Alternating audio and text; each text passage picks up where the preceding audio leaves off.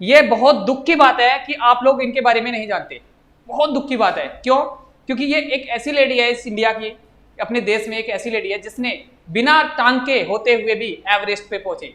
Everest का मतलब समझते हो? एवरेस्ट की टॉप पर पहुंचना मतलब ऐसे मान के चलो जो पूरे हेल्दी होते हैं, जिनके पास कोई प्रॉब्लम नहीं, फिट होते हैं, उनको वो भी नहीं पहुंच पाते, बीच में मर जाते हैं, बीच में दब, उसमें जो बर्फ होती है उसमें दब जाते हैं। ये सारी प्रॉब्लम को फेस करना होता है उनको। क्योंकि आप अभी मैं आपको दिखाऊंगा कि माउंट एवरेस्ट का किस तरीके से चढ़ा जाता है, या उसके बीच में कितनी डेंजरस चीजें आती है, बीच में कितनी डेंजरस सिचुएशंस आती हैं, वो सारी आप देखोगे आज। इसके बारे में हम थोड़ा सा समझने की कोशिश करेंगे इस लेडी के बारे में, उससे तुम्हें पता होगा, तुम इंस्पायर होगे इससे बहुत ज्यादा, तुम्हें समझ में आएगा कि भाई तुम क्या नहीं कर सकते अगर ये लेडी कर सकती है तो। ठीक है ना? तो पहले हम इस लेडी के बारे में समझते हैं क्या है। एक बार ये दिल्ली से कहाँ जा रही थी? लखनऊ के लिए जा रही थी। कहाँ पर? दिल्ली से लखनऊ जा रही थी। तो होता है ना, ये पहले ही वॉलीबॉल की एक प्लेयर थी, नेशनल लेवल की, नेशनल लेवल पर ही खेलती है, वॉलीबॉल खेलती थी। तो एक क्या होता है, जब प्लेयर होता है ना बंदा, उसके अंदर एक क्या होता है, कैरेज होता है, मतलब एक स्पिरिट होती है, हिम्मत होती है चीजों को। तो क्या होता है, इनको बीच में जब ये ट्रेन में जा रही होती हैं, सफर कर रही होती हैं लखनऊ, मतलब दिल्ली से लखनऊ के बीच में, बरेली के आसपास में, तो कुछ गुंडे आ जाते हैं इनके साथ में। कौन आ जाते हैं? गुंडे। गुंडे क्या करते हैं, इनके गले में एक चैन होती है सोने की, उसको छीनने की कोशिश करते हैं। तो वो है ना कि मैंने बताया ना कि प्लेयर जो होता है उसके पास में क्या होता है, क्रेज होता है, हिम्मत होती है, स्पिरिट होती है। तो उसके चक्कर में इन्होंने उनको नहीं दी, ठीक है ना, वो उनसे लड़ने लग गई। और उन्होंने क्या हुआ, चलती ट्रेन से बाहर की तरफ फेंक दिया। मतलब चलती ट्रेन से बाहर, ये रात में, रात हो रही थी, 11-12 बज रहे थे, कुछ ऐसी टाइम था, 11 बजने का टाइम था अराउंडली। तो इनको बाहर जब फेंका गया तो अनफॉर्चुनेटली दूसरी साइड से भी ट्रेन आ रही थी। जैसे ये ट्रेन इधर से आ रही है तो एक दूसरा साइड वाला ट्रैक ना होता है, उस ट्रैक पे भी ट्रेन आ गई। तो ये इधर से जैसे फेंका गया, जैसे इनको यहां से फेंका गया, तो दूसरी ट्रेन में जाके गिरी है, मतलब उसमें लगी जाके। फिर उसके बाद फिर उसके जो ट्रेन के बीच में जो थोड़ी सा स्पेस होता है उसमें मतलब आ गई वो, लेकिन उनकी जो टांग थी वो ट्रेन के नीचे आ गई। ठीक है, उनकी टांग बिल्कुल यहां से कट गई, मतलब बिल्कुल उसका क्या हो गया, कीमा सा बन गया उसका टांग का। और दूसरी टांग में बहुत सारे फ्रैक्चर्स, मतलब वो भी टूट सी, हड्डी वड्डी उसकी भी टूट गई। और जो इनकी स्पाइनल कॉर्ड यानी कि बैकबोन जो होती है, हड्डी पिछले वाली जो बैकबोन है ना आपकी, उनमें भी 3-4 फ्रैक्चर आए। मतलब क्या है, अब तुम इनको समझने की कोशिश करना। वहां अंधेरा, जंगल, कोई नहीं आसपास में, कोई सिटी नहीं, कोई शहर नहीं, कोई गांव नहीं, बिल्कुल मतलब अकेली पड़ी है। दिमाग का कॉन्शसनेस काम कर रहा है लेकिन शरीर काम नहीं कर रहा, ब्लड निकल चुका पूरा शरीर से। समझ रहे हो कि नहीं? ये बताती हैं कि जब ये पड़ी हुई थी उस ट्रैक पे, तो पूरी रात में इतनी सारी 40-45 ट्रेन वहां से निकल चुकी थी। 49 ट्रेन बताई जाती है, पूरी रात को 40 ट्रेन निकल चुकी थी। और ये जब पड़ी हुई थी तो इन्हें एहसास हो रहा था, जैसे ट्रैक पे वो नहीं होते चूहे जो होते हैं, चूहे इनकी मांस को कुतर रहे थे उनके, मतलब ये सोचो तुम, एक ऐसा फील कर रही थी वो, चूहे कुतर रहे थे, इतना दर्द था बहुत ज्यादा। ठीक है, अब क्या होता है, सुबह जब होती है, लोग वहां से निकलते हैं, तो उन्होंने देखा वो बेहोश हो चुकी थी। वहां से फिर उनको उठा के लेके गया, डिस्ट्रिक्ट हॉस्पिटल में लेके जाया गया। फिर वहां पर जो डिस्ट्रिक्ट हॉस्पिटल होता है, गवर्नमेंट हॉस्पिटल, उसमें पहुंची। तो वहां पर भी बहुत सारी चीजें होती नहीं है, आपको पता है, इतनी क्रिटिकल कंडीशन। आप मान के चलो, देखो ये दिख रहा है आपको थोड़ा बहुत, कुछ शायद नहीं दिख रहा होगा, ये हालत, ये रियल नहीं है, ये सिर्फ एक एनिमेशन बनाया हुआ है। तो ये हॉस्पिटल में लेके जाया गया, ये लड़की है वो। ठीक है, हॉस्पिटल में भी इनको जब थोड़ी देर बाद पता चला कि भी नेशनल लेवल की खिलाड़ी है, तो थोड़ा सा इनको ट्रीटमेंट, उससे पहले पता क्या हुआ, डॉक्टर लोग इसके ऑपरेशन से पहले आपस में बातचीत कर रहे थे कि भाई यहाँ पर एक इंजेक्शन होता है, मुझे नाम नहीं पता उसका क्या होता है, जो स्पाइनल कॉर्ड में लगता है, उससे सुन्न हो जाती है बॉडी। फिर उसके बाद हम आपकी बैकबोन में लगता है, स्पाइनल कॉर्ड में पीछे से पूरी बॉडी सुन्न हो जाती है। उसके बाद ऑपरेशन किया जाता है, तो ऑपरेशन कर रहे होते हैं ना, तो फिर पता नहीं चलता बॉडी में क्या हो रहा है क्या नहीं।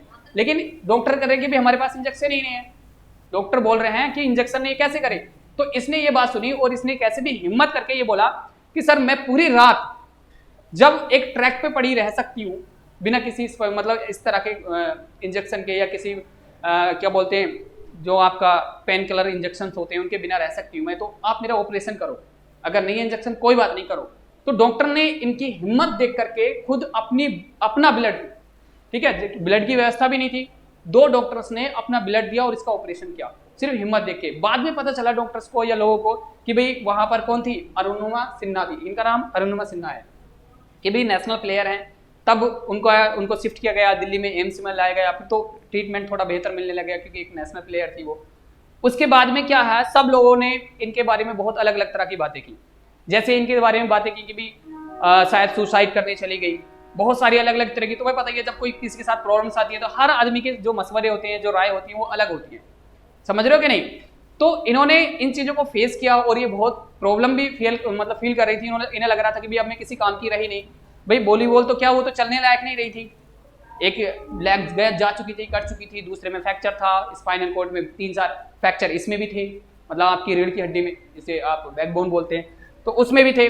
तो अब ऐसे में जिंदगी कैसे निकालेंगे, ठीक है। लेकिन क्या है, इन्होंने पढ़े पढ़े जब ये थोड़ी ठीक हुई, थोड़ा सा अच्छा फील करने लगी, इन्होंने सोचा कि मैं कुछ ऐसा करूंगी अगर मैं बची हूं जो किसी ने न क्या होगा, मैं तो एक इतिहास रचूंगी। कैसे? अब इन्होंने अपने जो परिवार के लोग थे, कुछ लोगों से इन्होंने कहा कि मैं माउंटिंग करना चाहती हूँ। माउंटिंग, अब एक बात सोचो, जो माउंटिंग करने के लिए जो हेल्दी पर्सन है वो तैयार नहीं होते, क्यों? क्योंकि जब माउंटिंग करने जाते हैं तो आधे से कई, मतलब 90% लोग तो मर ही जाते हैं। तो माउंटिंग करने की बात सुनकर इनके घर वाले बहुत हैरान हुए कि भी तू माउंटिंग करेगी, इनके साथ के लोग, भाई तेरी टांग नहीं है भाई, क्या बोल रही है तू, टांग नहीं है तेरी, दूसरी में बैकबोन में फ्रैक्चर है, दूसरी टांग सही से काम नहीं कर रही है, कैसे चढ़ेगी पहाड़ पे, कैसे माउंट एवरेस्ट पे जाएगी? बोले मुझे नहीं पता, बस मुझे करनी है। अब ये बात सुन के भाई बहुत अजीब भी है एक ऐसे इंसान के लिए जो किधर से भी ठीक नहीं है और माउंट पे जाना चाहती है, माउंट एवरेस्ट की को ऊपर पहुंचना चाहती है, तो ये बहुत अजीब है।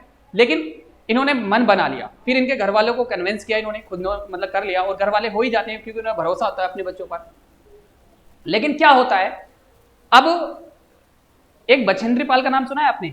बछेंद्री पाल हैं एक, जो इनसे पहले माउंट एवरेस्ट पे जा चुकी हैं, इंडिया की पहली लेडीज जो माउंट एवरेस्ट को फतेह कर चुकी थी, मतलब माउंट एवरेस्ट की पीक पे जा चुकी थी। तो उनसे ये मिली जा करके, उनसे कहा कि मेरे को माउंट एवरेस्ट पे मतलब जाना है, मुझे नहीं पता कैसे, मुझे जाना है।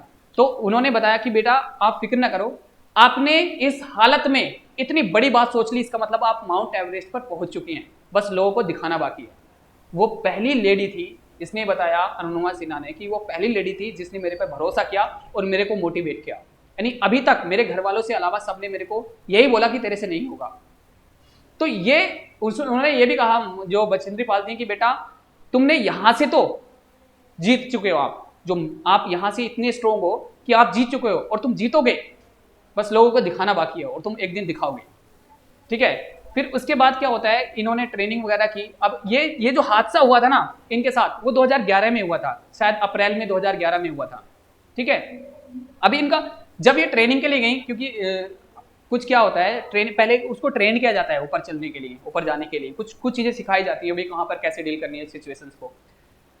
तो क्या था, ये बोल रही थी जब ट्रेनिंग का टाइम चल रहा था, जैसे हम पहाड़ी पर चढ़ने की कोशिश कर रहे थे, तो जहां पर लोग 2 मिनट में पहुंचते थे, मैं वहां पर 5-5, 7-7 घंटे में पहुंच पाती थी, क्योंकि मेरी जो एक तो घाव नए थे, मेरी जो आर्टिफिशियल लेग थी वो निकल जाती थी, वहां से सूज जाती थी, ब्लड निकलने लग जाता था। तो ये सब लोग मेरे को यही बोलते कि भाई आप मत करो, नहीं होगा आपसे। लेकिन मैंने अंदर से पूरा ठान चुकी थी मैं हर हाल में कि मेरे को करना है, मुझे नहीं पता कैसे, लेकिन मुझे करना है, ठीक है। ये मेहनत करती गई और आने वाले 6 महीने में ऐसा टाइम लेके आई है कि जो इनसे पहले पहुंचते थे ना, उनसे पहले ये पहुंच जाती थी। मतलब जो एक टास्क होता था इनका, जो टारगेट होता था कि मुझे वहां पहुंचना है, ये वहां पहुंच जाती थी। मतलब किससे पहले, अपने जो उनके साथ के लोग थे उनसे पहले वहां पहुंच जाती थी, अपने गोल पर, अपने टास्क पर, अपने अचीवमेंट पर। तो सब इनसे कहते हैं कि भाई वाकई तू कैसे कर लेती है यार, ये मतलब इतना सारा कुछ होने के बाद, इतनी तेरी इस सिचुएशन में होने के बाद कैसे करती है। तो ये सब क्या था, ये एक मेंटली स्ट्रोंगनेस थी, मतलब इतनी स्ट्रोंग थी मेंटली, इतनी मतलब अंदर इतना जज्बा था चीजों को करने का। फिर जब क्या आता है, टाइम आता है वो ऊपर चढ़ने का, जब ऊपर चढ़ने का टाइम आता है, ये थी बछेंद्री पाल, ये बछेंद्री पाल है यहाँ पर जो इनके साथ थी, जो फर्स्ट टाइम। तो ये ट्रेनिंग देखो, ये यहाँ से इनकी आर्टिफिशियल लेग थी इस तरह की इनकी, ठीक है। ये भी फ्रैक्चर्ड थी, फ्रैक्चर्ड ये थी, इसमें रोड पड़ी हुई थी इस टाइम में, इस लेग में भी रोड थी बेटा, ऐसा नहीं है कि ये बिल्कुल प्रॉपर सही नहीं थी, इसके अंदर भी रोड डली हुई थी, पीछे बैकबोन में फ्रैक्चर थे इनके, समझ रहे हो कि नहीं। तो ट्रेनिंग के बाद जब टाइम आता है जाने का, उसके बाद जाते हैं ये लोग, जाने के बाद जब चढ़ाई स्टार्ट करते हैं तो ये देखती हैं कि भी बहुत सारे लोग, ठंड में क्या हो जाता है जब ऊपर चढ़ रहे होते हैं तो गिरते भी हैं वहां से। अब कैसे गिरते हैं, देखो ये देख रहे हो तुम, बहुत सारे लोग वहां ऐसे मर जाते हैं, मतलब बर्फ में गिर जाते हैं, उनको उठाने के लिए भी नहीं आता, ठीक है। बर्फ जैसे मान लो मर गए, उसके बाद इनके ऊपर बर्फ, क्योंकि आपको पता है वहां बर्फ गिरती रहती है हमेशा, जो टेम्परेचर होता है मेरे ख्याल से 60 डिग्री तक पहुंच जाता है, माइनस में 60 डिग्री माइनस में पहुंच जाता है, इतनी ठंड होती है वहां पर माउंट एवरेस्ट पर। तो कैसे ये जो ऐसे मतलब ऐसे दबे रहते हैं, मैं आपको और दिखाता हूँ, ये इस तरीके से ये मर जाते हैं इसी तरीके से, इनको देखता भी नहीं। तो वो जब चढ़ रही थी तो इनके वो कह रही थी कि मैं उनको देख के घबरा गई, मतलब इतनी डर गई थी अंदर से, परेशान थी बहुत ज्यादा, लेकिन फिर भी मेरे पास कोई ऑप्शन नहीं था, मैं उनको लांग करके उनको कूद करके मैं निकलने लग गई। फिर ठीक है, जब वो पहुंचने वाली थी ऊपर जाते, देखो ये इस तरीके से माउंट एवरेस्ट पे चढ़ा जाता, कुछ ऐसे ऐसी सिचुएशंस होती हैं। अब बताओ, एक जिसके पास एक लेग नहीं है, ये सारी सिचुएशन से गुजरना, निकलना, मतलब अगर वो मान लो थोड़ा सा भी, थोड़ी सी भी लापरवाही हुई तो नीचे गिरेगा, और नीचे गिरने का मतलब है बर्फ में गिरेगा, और बर्फ मतलब मरेगा ही, ऑप्शन नहीं है फिर ऊपर आने का। ठीक है, ये सारी चीजें इस तरीके से, ये देखो ये था, ये सब एक कैसे कर सकते हैं, देखो देख लो आप किस तरह के पीक है, ये मेल्ट भी हो जाता है। मान लो इन्होंने यहाँ पर ये स्टेयर लगा दी, यहाँ से मेल्ट हो जाता है, गिर जाती है ये, फिर बचना वहां से। ठीक है, ये सारी चीजें ये था। ठीक है, जब ये क्या था, जब ये पहुंच रही थी तो इनके जो सिलेंडर था, जो ऑक्सीजन क्या है, जो माउंट एवरेस्ट पे क्या होता है, वहां जैसे जैसे आप ऊपर की चढ़ाई चढ़ते रहते हो, क्योंकि आपको पता है इसकी हाइट बहुत ज्यादा है, कितनी हाइट है, 8,848 मीटर की हाइट है इसके, मतलब 9 किलोमीटर अराउंड, 9 किलोमीटर की हाइट है, समझ रहे हो ना माउंट एवरेस्ट की। तो वहां पर जाकर इतनी हाइट पे जाने के बाद ऑक्सीजन नहीं होती, समझ रहे हो, अगर आपका सिलेंडर खत्म हो जाता है ऑक्सीजन का, तो आदमी वैसे भी मरेगा। अगर वैसे भी अगर ठीक ठाक चला जाता है ना, बिना बर्फ में नहीं दबता है, गिरता नहीं है, कुछ और प्रॉब्लम नहीं आती, तो ऑक्सीजन की वजह से मर जाते हैं कई बार।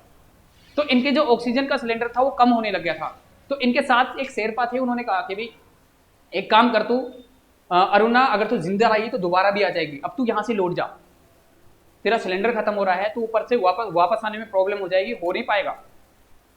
ये काफी ऊपर पहुंच चुकी थी, बोली अब नहीं हो सकता, अब मैं मर भले से जाऊं, लेकिन ऊपर टॉप पे, जब मैं ऊपर टॉप पे पहुंच जाऊंगी, बस मेरी वीडियो बना के ले जाना कि मैंने फतेह करा, कि मतलब माउंट एवरेस्ट पे मैं पहुंच गई थी। ठीक है, मगर मेरे यूथ को दिखा देना, मेरे हिंदुस्तान की यूथ को दिखा देना कि कुछ भी हो सकता है, कोई भी कुछ भी, हर सिचुएशन में हर एक चीज को हासिल किया जा सकता है, बस इतना कर देना। लेकिन मैं जाऊंगी जरूर, मैं वापस नहीं जा सकती अब। तो ये फिर भी गई। ऊपर जाने के बाद इन्होंने वीडियोस बनवाई अपनी, ये जो इन्होंने फतेह जब किया, ये ऊपर जाके वीडियो बनाई इन्होंने। पता है क्या, जब ये ऊपर पहुंच गई थी, सिलेंडर तो इनके खत्म हो चुके थे, वापस आने इतना नहीं था कि वो नीचे तक आ जाए वापस। तो इन्होंने वीडियो बनाई अपनी, और पहले तो इन्होंने कहा शेरपा से कि शेरपा, क्योंकि वहां से पहुंचने के बाद जल्दी वापस भी आना होता है, क्योंकि सिलेंडर भी खत्म हो रहा था वापस, क्योंकि वहां पर ज्यादा टाइम स्पेंड नहीं कर सकते। ठीक है, तो इन्होंने कहा कि मेरा फोटो खींच दो, उन्होंने खींच दिए। फिर क्या इन्होंने जब ये कहा ना मेरी वीडियो बना दो, तो उनको गुस्सा आने लग गया। बोली भाई मेरे वीडियो बना दो, क्योंकि मुझे नहीं पता मैं जिंदा बचूंगी कि नहीं। ठीक है, मगर मेरी वीडियो मेरे हिंदुस्तान में मेरे देशवासियों को पहुंचनी चाहिए, पता चलना चाहिए कि मैं वहां पर पहुंची थी। ठीक है, जब इन्होंने वीडियो बनवाई अपनी, ये फतेह किया, ये सब वहां पर पहुंचने वाले लोग हैं, ये टॉप पर है ये। ठीक है, तो ये जब क्या था, ये आ रही थी, मतलब वापस आ रही थी, तो इनकी हालत, ये बेहोश होने लगी, क्योंकि इनकी ऑक्सीजन खत्म होने लग गई जब वो नीचे आ रही थी। ठीक है, इनकी जो लेग्स थी, क्या होता था जब ये उतर रही थी या चल रही थी नीचे को, तो जो आर्टिफिशियल लेग थी ना, वो इनके निकल जाती थी, घूम जाती थी, स्लिप हो जाती थी। मतलब ऐसे सिचुएशन, इतनी प्रॉब्लम्स को फेस कर रही थी ये। मतलब क्या था, कभी कभी ऐसे रोड, मतलब अपने आप को, मतलब जो ऐसे चलते हैं ना, सरक के जो हील से बर्फ को फोड़ फोड़ के नीचे उतर रही थी। तो क्या हुआ, जब इनकी ऑक्सीजन खत्म होने लगी, तो इन्होंने कहा, बाकी मतलब उसने कहा शेरपा ने, भाई अब कैसे करेंगे, अब कैसे जाएगी तू वापस। अब वो उनको छोड़ के जाने लग गए शेरपा। अब ये पूरी, ये अंदर से रोने लग गई, मतलब ये अंदर से कह रही मेरे आंसू आने लग गए। तो पता है भाई मरना है अब, लेकिन फिर भी पता नहीं क्या हुआ कि भी कहते हैं ना कि भी जहां हिम्मत है वहां खुदा भी साथ देता है। जब कुछ करने का जज्बा साथ कर लो, तो क्या हुआ, एक इधर से इस साइड से बंदा ऊपर जा रहा था, ब्रिटिश का बंदा था वो, ब्रिटेन का। तो क्या उसके पास ज्यादा वजन होने की वजह से उसके पास 2 सिलेंडर थे, उसने वहीं थोड़ी टाइम बाद उसको फेंका। जब शेरपा ने उसको देखा कि वो फेंक गया, तो शेरपा गया, वापस आया, उसको उठा के लाया और इसको दिया सिलेंडर आके। मतलब उस शेरपा ने कहा कि यार तू कितनी किस्मत वाली है, मतलब एंड उसी टाइम पे कि मैं अगर लंबा निकल जाता है, मैं चला जाता, तो फिर उसका भी कोई मतलब नहीं था उसके फेंकने का। वो आया, सिलेंडर लगाया, फिर उसने साथ में जाना स्टार्ट किया। करीब फिर इनको इतनी, मतलब इनके हाथों में से मतलब रेड हो चुके थे, ठंड इतनी होती है ना, मैंने बताया ना 60 डिग्री टेम्परेचर तक पहुंच जाता है, समझ रहे हो कि नहीं। टेम्परेचर इतना कम, रेड हाथ, मतलब जो आपके हाथ हैं वो रेड होने लगे, मतलब यहाँ से ब्लड भी, क्योंकि यहाँ प्रॉब्लम है भाई। अभी देखो 2011 में एक्सीडेंट हुआ, 2013 में ये माउंट एवरेस्ट पे जाने लगी, 2 साल के गैप में इतनी सारी चीजें कर ली। यहाँ 2 साल में टांग कटने के बाद आदमी ठीक से खड़ा नहीं हो पाता, अपने आप को फिट महसूस ही नहीं करता। उसने 2 साल में ट्रेनिंग लेने के बाद वो माउंट एवरेस्ट पे पहुंचने लगी, वहां पहुंच गई। फिर उसके बाद ये क्या होता है कि वो शेरपा इनसे निकल जाते हैं, क्योंकि उन्हें लगता है कि ये फिर भी नहीं हो पाएगा, क्योंकि ये बहुत आराम से चल रही थी। तो सब ये शेरपा निकल जाते हैं इनके साथ के, जो अकेली रह जाती हैं, बस अकेली कैसे कैसे करके अपने आप को मतलब स्लिप हो के जैसे भी है बहरहाल ये पहुंच जाती हैं कहाँ पर, जमीन पर नीचे। और जब जब वो पहुंचती हैं, अपने इंडियंस लोग जो इसके साथ के लोग होते हैं जो इनका वेट कर रहे होते हैं, सबको ये लगता है कि भाई अब तो नहीं आएगी, वो मर चुकी है। जब ये पहुंचती हैं तो सब लोग बहुत खुश होते हैं देख करके। ये माउंट एवरेस्ट की देख लो पीक है, इस तरह की पहुंचने के बाद ये ऐसा हुआ है। तो सब खुश होते हैं कि लगता है कि भाई वाकई लौट के आ गई है। सब बोलते हैं कि लकी है, लेकिन वो लक में विश्वास ही नहीं करती। वो कहती है कि लक वक कुछ नहीं होता, आपकी मेहनत होती है, अपना जज्बा होता है, अपना दिमाग की स्ट्रॉन्गनेस होती है, तुम्हारे दिमाग के अंदर जैसी सोच है ना वैसी तुम बनोगे। बीच में जब ये इनका दम निकल रहा था ना, ये सोच रही थी कि जब रोने लगी थी तब भी इन्होंने सोचा था कि भाई मैं अगर ये सोच लूंगी ना कि मैं मरने वाली हूँ तो मैं मर ही जाऊंगी, इसलिए मैं सोचती हूँ कि मैं मरने वाली हुई नहीं, मैं जाऊंगी। फिर अपने दिमाग को फिर से स्ट्रॉन्ग करती हैं और एक बार फिर से फोकस बनाती हैं, फिर जाना स्टार्ट कर देती हैं, वापस आना नीचे उतरना स्टार्ट कर देती हैं। तो इस तरीके से इन्होंने हमेशा पॉजिटिव रखा, अपने माइंड को स्ट्रॉन्ग रखा, मतलब अपना फोकस नहीं खोया, तब जाके वो पहुंच गई नीचे। और आज ये कई मतलब जो दुनिया के सबसे टॉप मोस्ट ऊंचे माउंटेन है ना, सबको फतेह कर चुकी हैं, सब पे जा चुकी हैं। ये होता है जज्बा और हिम्मत।